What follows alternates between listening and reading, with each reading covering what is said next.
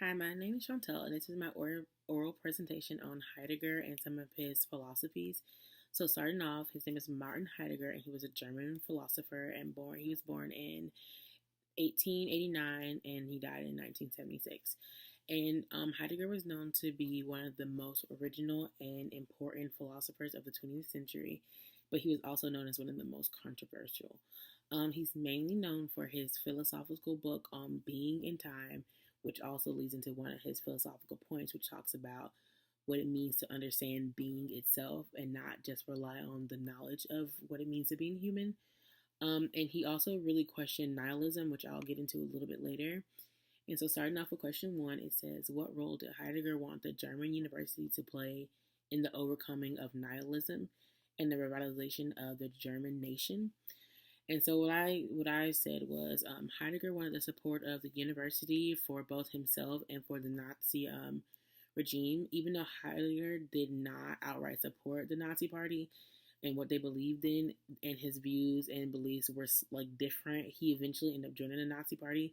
But he did believe in what they were standing for when they talked about the cleansing of the German society, and he thought that that was very necessary.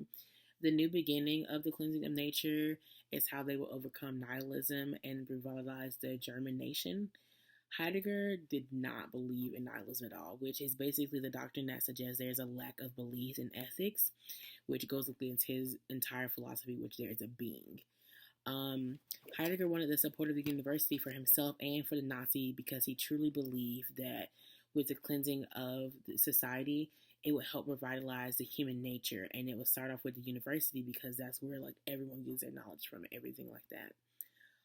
Question two states that how would the faculty and staff be trained or adopted to this task? And I said that since Heidegger saw the students and the faculty as the future, both the students and faculty had to be trained in a way that would help Heidegger fulfill the idea of the wheel of essence, which is basically like the correct meaning in a sense. Heidegger wanted to seek the true meaning of what the essence of sense actually was. And Heidegger wanted both the faculty and students to agree with the Nazi party on the cleansing of the society, like I previously mentioned. And so he took away any form of outside knowledge that the students could be learned to be taught that was like brought in from a Christian background or a Jewish background or anything like that. He didn't want any. He created rules that would ban any everything that gave students the ability to think freely without the guidance of Heidegger himself or his fellow Nazi associates. And it was for the betterment of the society in his eyes, and for the German the society to be stronger.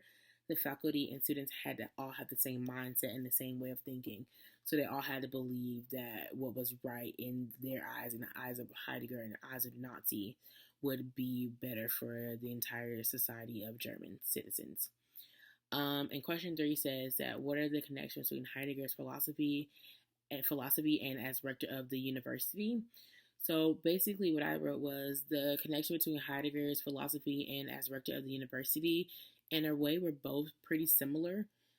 His beliefs as a philosopher and his belief as rector of the university kind of go hand in hand together because, like, he stayed true to himself in a way.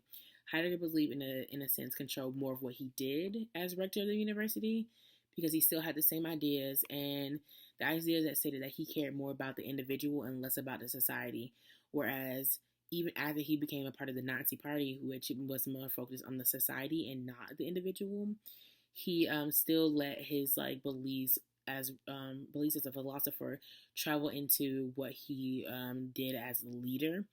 And basically, as a leader, he could reach more people, and unlike just him as a philosopher, he got more notable like people recognizing him as the leader of as rector of the university.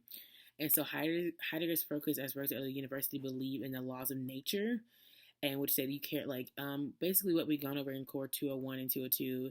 The laws of nature or natural law is the philosophy that certain rights or values are inherited by virtue of human nature and are universally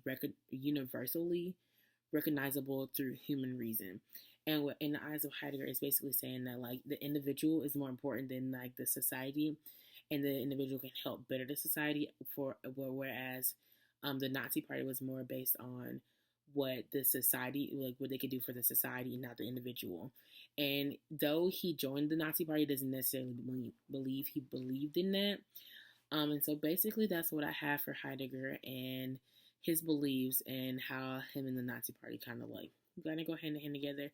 And that's all for me.